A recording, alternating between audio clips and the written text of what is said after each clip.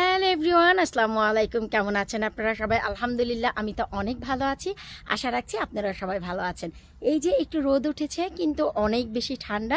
তারপরেও রোদ দেখে কিছু কাজ করলাম, ভাবলাম আপনাদের সাথে শেয়ার করি।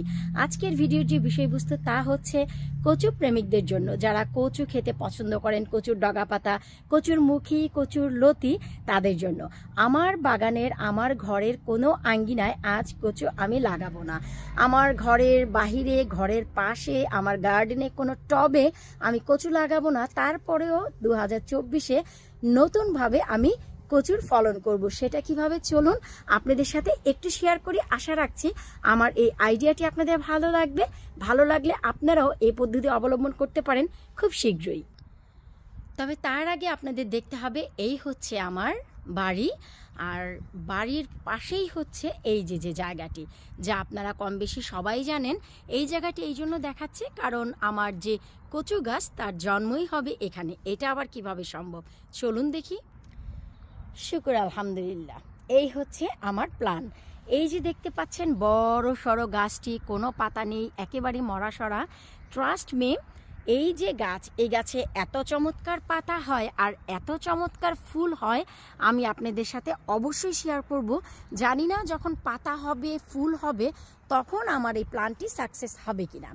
আমার যা প্ল্যান তা হচ্ছে, এই যে দেখুন, এগুলো হচ্ছে কিন্তু সব লতিরাজ কচু, যা হচ্ছে আমার ঘরে আপনারা দেখেছিলেন 2023-এ আমার মেন বাগানে দেওয়ার পর যে একটি পট ছিল, এই যে পট, এই পটে কিন্তু গাছগুলো ছিল। এখন এই পট থেকে তুলে আমি প্রতিটি কচুর নিচেই অনেক বড় বড় লতি এবং বড় বড় এক একটি করে মুখী হয়েছিল। মুখী বলতে যেগুলো হচ্ছে শোলা কচুর মুখী, যেই কচুগুলো মাটির নিচে থেকে আমরা তুলি, সেইগুলো। আমি হচ্ছে গত এক সপ্তাহ আগে, যেহেতু অনেক বেশি ঠান্ডা, অনেক বেশি ঝড় বৃষ্টি হচ্ছিল, আমি কি করেছি, এই যে গাছের আশেপাশে কথায় আছে না যে বিনা হিসেবে পরিশ্রম করে যারা, মানে বিনা খাদ্যে, তো ঠিক তেমনই আমি এখানে পরিশ্রম দিয়েছি একেবারে বিনা লাভে। তার মানে এই যে মাটিগুলো, এই যে মোটা গাছ, এই মোটা গাছের নিচের মাটি যে কত বেশি শক্ত আর কত বেশি নোংরা থাকে তা আমি আপনাদের বলেও বোঝাতে পারবো না। সবগুলো জিনিস আমি সর্ট আউট করে এক সপ্তাহ আগে এখানে মাটি আমি কুপিয়ে গিয়েছিলাম। আর আজকে এই যে দেখুন, আমি এখানে কচু দিয়েছি। আমি জানি না যে এগুলো বাঁচাতে পারবো কি না, তো আলহামদুলিল্লাহ দেখি যে কি হয়, কারণ বিড়াল অনেক বেশি মাটি খোঁড়াখুড়ি করে, স্কোয়ারলগুলো আসে, র্যাবিটগুলো আসে, তো ওরা এই কচুগুলো আঘাত করবে কিনা আমি জানি না।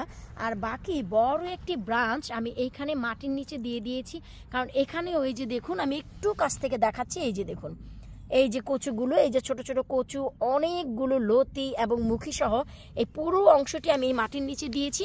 যদি হয় তাহলে তো খুবই ভালো হবে। আর আমি আপনাদের একটু দেখাচ্ছি বোঝার সুবিধার্থে, এই যে গাছ, আর এই যে হচ্ছে আমার বাড়িটি, এই যে। তো এই যে রাস্তাটুক পার করেই আমি এই জায়গায় দিয়ে গেলাম, পানিরও কোনো প্রয়োজন হবে না, মেন মাটিতে দিয়েছি, শুধু হলে খাবো।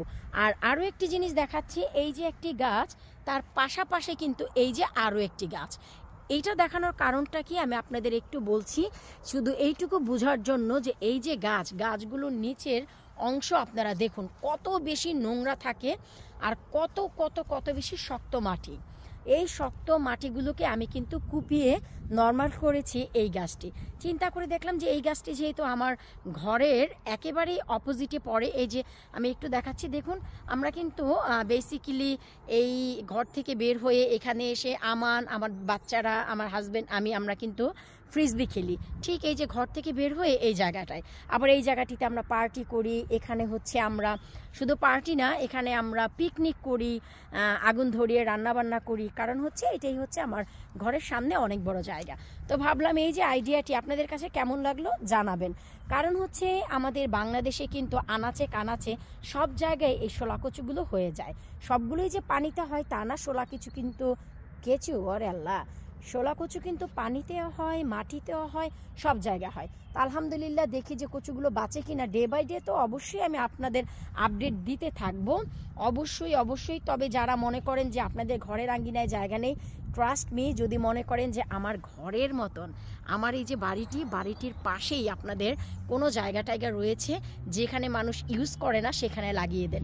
এই যে আমি ফেব্রুয়ারিতে লাগালাম কেন বলুন তো? কারণ এই যে দেখুন ঘাসগুলো কিন্তু বড় হচ্ছে, আর এই যে মাটিগুলো কিন্তু সামারে থাকে না, এগুলো হচ্ছে পিঁপড়া বা বিভিন্ন র্যাবিট এরা তোলে। তো দেখা গেল এই যে মার্চ এপ্রিলের দিকে যখন স্প্রিং হবে তার আগে দিয়ে কিন্তু কাউন্সিলের লোকজন আসবে, এসে কিন্তু এই যে ঘাসগুলো কাটবে। তো তখন যদি দেখে যে এই গাছগুলো একটু বড় হয়ে গেছে, হয়তো বা ওরা এই পর্যন্ত নাও যেতে পারে। বেসিক্যালি ওরা এই পর্যন্তই ঘাসগুলো কাটে, আমি বরাবরই নজর রাখি। তো এই জন্যই হচ্ছে আমি গাছটিকে ঘেঁষিয়ে অনেক মাটি কুপিয়েছি, যেন ওই পাশটিতে তারা অনেক বড় মেশিন নিয়ে আসে। তো গাছের গোড়ায় তারা কখনোই কাটে না, আমি দেখেছি। তো আর কাটলে কি করার আছে, আমি জাস্ট একটা ট্রাই তো করলাম, এইটুকুই আপনাদের সাথে শেয়ার করলাম। এখানে পানি আপাতত দরকার নেই, মাটি অনেক ভেজা, খাদ্যেরও কোনো প্রয়োজন নেই। আমি 15 দিন পর আপনাদের একটি আপডেট দেব।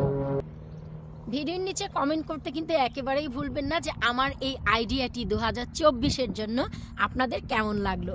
কারণ যারা আমার চ্যানেলে রেগুলার ভিডিও দেখেন, আমার লাভলি ভিউয়ার্স, তারা সবাই জানেন আমার গার্ডেনের আনাচে কানাচে কচুরমুখীর কচু থেকে শুরু করে লতিরাজ কচু, শোলা কচু, কালো কচু, সুরমা কচু, সব ধরনের কচু রয়েছে।